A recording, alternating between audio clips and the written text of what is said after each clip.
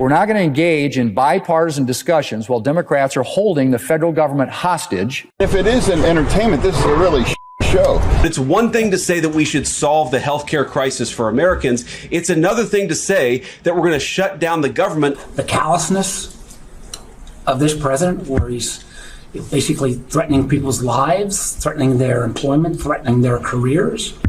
They prioritize taxpayer-funded benefits for illegal aliens over keeping the government open. That is a damn lie. Woo. That's a damn lie. Hello. Yeah. That's a damn lie. Hello, I'm Dr. Haydée Brown. And I'm Dr. Sonya Sloan. And we are AYA, Black and Brown Women Disruptors in Healthcare and Beyond. So here we are, day 23 of the 2025 government shutdown, and we're nearly a month in. The ripple effects are being felt everywhere, from the airport security lines to the homes of hundreds of thousands of federal workers who haven't seen a paycheck since September. Now, the Senate is gearing up to vote on a GOP-backed measure, a partial fix, if you can even call it that would authorize pay for federal employees, military members, and contractors who've continued to work without pay during the shutdown. God bless them. Sounds fair, right? Except it leaves out thousands more who have been furloughed, sitting at home with their bills piling up, wondering how long can they stretch a savings account that was never, ever meant to last this long. So Democratic Senator Chris Van Hollen of Maryland tried to bring a little bit of sanity to the table this week with his True Shutdown Fairness Act.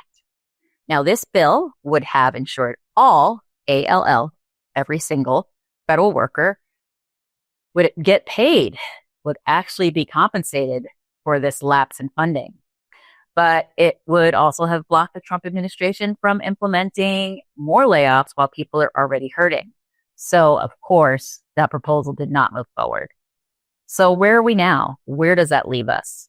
In a bureaucratic purgatory. Federal agencies are running on fumes. Air traffic controllers, TSA officers, public health inspectors are all being asked to keep showing up to keep America safe without the assurance that they'll be compensated anytime soon. And more of them are calling out sick because they're working for free. And let's be clear, this isn't just about paychecks, right? This is about power. It's about priorities. It's about Project 2025 again. I mean, it's about a government that's willing to gamble with families' livelihoods to score political points. And as this drags on, the message being sent is loud and clear. The people who run this country do not care about the people who make this country run. The teachers, the scientists, the inspectors, the military families, they are all somehow expendable in this political chess game. Meanwhile, communities that rely on federal programs, in particular the poor, Black and brown families, they're all hit the hardest. So these food assistance programs, these small business loans and health services, they're stalled or they're completely shuttered. And that's not just an inconvenience, it's an instability that's compounding already existing inequities.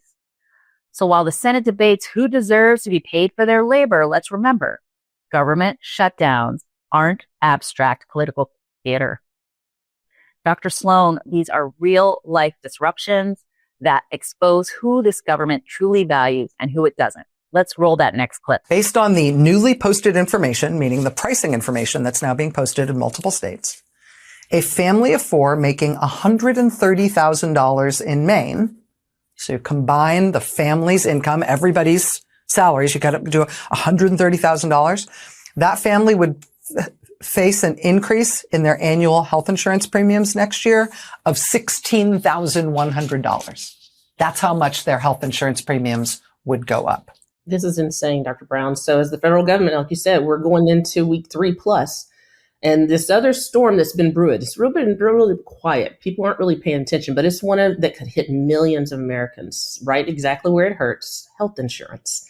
And so at the center of this political standoff is the Affordable Care Act's premium tax credits, better known as subsidies. So the financial lifeline that a lot of people need to lower their health care insurance is going to be eliminated. The cost that monthly premiums are getting higher, that where people are usually buying it on the federal marketplace is about to explode. And so if you recall, during the COVID-19 pandemic, Congress expanded these subsidies under the American Rescue Plan. And so later they extended that under the Inflation Reduction Act. And so that enhancement made healthcare more affordable, i.e. the name.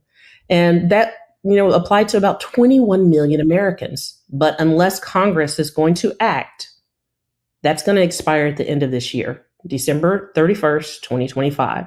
And so what does that really mean? What do those numbers look like? So in a recent study that the Kaiser Family Foundation did, they looked at these enhanced subsidies, what happens if they lapse, if they stop, if they expire. And that means premiums are going to likely double, you guys. So that means the average American that pays $888 a year in the marketplace coverage is going to jump to about $1,900 annually. That's a 114% increase. And so it gets worse in states like mine, Texas.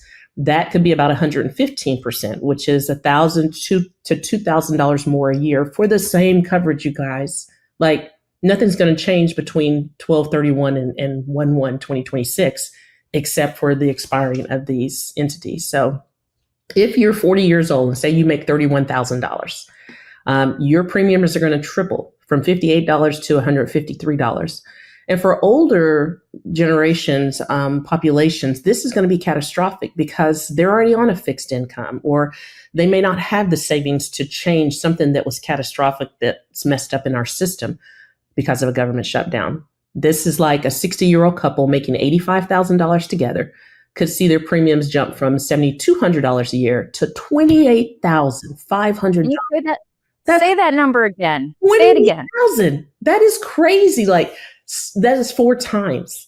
And they're on, that's a third of their income, you guys. So that's a fixed income that is now a third gone. You guys, families are juggling not just mortgage and rent, groceries, their student loans, car notes, but seniors are going to have to decide if they're going to do medication versus their meals. Like, this is life or death now. Medications that take care of hypertension, their diabetes, maybe seizures, or even arthritis, right? So young adults are going to have to manage record inflation rates while trying to stay insured for their health care. But Democrats in Congress say extending these subsidies is a non-negotiable. It's a priority before reopening the government again. While Republicans, on the other hand, insist that broader funding issues must be addressed first. So we're at an impasse once again. But here's the bottom line. Politics aside, this isn't a partisan issue, guys. This is a people issue, American people. So without action, millions could lose the affordable coverage. And the Congressional Budget Office estimates that is probably going to drop 4 million people nationwide, dropped from health insurance. No health insurance, but America's healthy again, right? So as the shutdown drags on, it isn't just about politics and the political theater in DC. It's really about, can we afford to stay healthy in America? Because when access to healthcare becomes a bargaining chip like it is right now, the price we all pay is far higher than just the premiums, Dr. Brown. Again, I ask you, is America healthy yet? Are we healthy again? I'm chuckling a little bit because we are not healthy in the least, Dr. Sloan. I know. In fact, right? In fact, this new Axios Ipsos poll asked a simple question. Do Americans actually believe that Donald Trump and RFK Jr.'s health policies are making the nation healthier? And the short answer is nope, not at all. You can see it on this graphic. According to this Axios Ipsos poll of more than 1,100 adults, the short answer is no.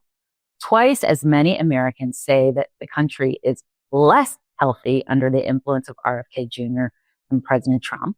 And when we really look at those numbers, let's break it down. Amongst Republicans, 42% say, yes, America's health is improving. But 43% say there's been no impact at all. And 13% say things are worse.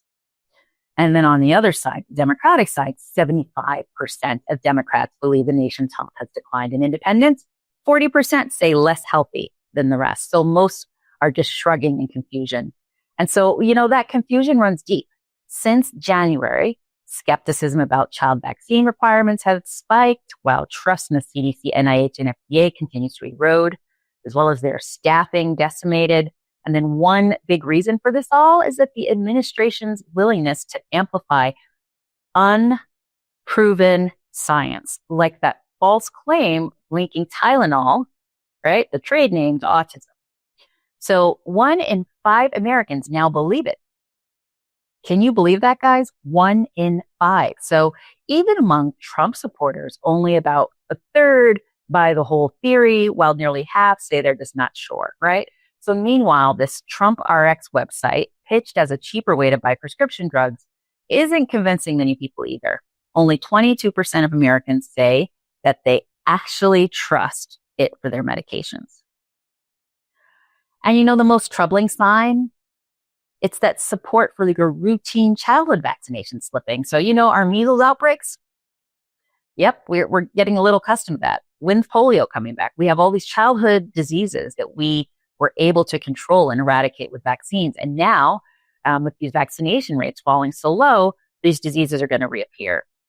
So 74% of Americans still support following the CDC vaccine guidelines, but that's down. That's down from 81% earlier this year. So it's really eroding. And for the first time, more than a quarter, so that's over 25% of Republicans say that they'd end vaccine requirements for public schools altogether. You guys, what's the real story here? It's that while the nation debates health and science, there's no money to pay federal workers, right?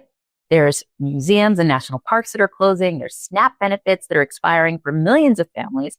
And somehow the East Wing of the White House is torn down. Yeah, demolished without any kind of oversight, congressional vetting that you would expect for a national landmark. So all of these distractions, right? And at the same time, we managed to send $20 billion to Argentina to stabilize their economy, quote unquote. And meanwhile, our own economy is on life support. You know, ask the cattle ranchers watching their herds manage to drought. And now they're being forced to compete with a flood of discounted Argentine beef. Ask the soybean farmers losing contracts overseas permanently. Ask the millions who flooded the streets for No King's Day, pleading for accountability and democracy that actually feeds the people it governs. So slashing WIC, EBT, SNAP benefits heading into the holidays isn't just fiscal policy. It's cruel. It's plain and simple just cruelty. So Dr. Sloan, if this is what making America healthy again looks like, I think it's safe to say that this patient, the patient being the United States, continues to be in critical condition. Critical condition, like on life support, you know? Every time we do this, I'm reminded every time that we sit here and we talk about this, Dr. Brown, that, you know, we're not talking about hospitals and policies, and we're talking about real people, real families, real lives. And when politics turns and those lives are now leveraged, that's not governance, that's negligence. That's another medical term, negligence. And now we're into this lengthy government shutdown with no end in sight. And it's really testing the resilience of thousands, millions of Americans every day. So let's be clear, resilience should not be a requirement for survival in this country, United States of America. People deserve stability. We deserve security, not ICE raiding buildings and people coming into our cities not congressionally approved. You know, access to medical health care should be the norm, not something that is a political bargaining chip. So the debate continues in DC, and let's keep watching. Let's keep questioning and keep demanding better from our political leaders, because silence only benefits the powerful, the wealthy. And the truth, as always, is our greatest tool. So stay strong, you guys, stay informed and stay ready, because the disruption isn't coming anymore. It's here. We are the disruption. So thank you for watching. Remember that the people united will not be defeated. Hashtag No King's Day. No kings. Our voices are being heard, right? So we are AYA, contributors to the MeidasTouch network, and proud members of the Meidas Mighty. Please subscribe, like, share, and follow for more updates. Thank you, everyone. Have a great week. The truth is more important than ever. Check out our new Truth Over Lies collection at store.MeidasTouch.com. All 100% USA union made.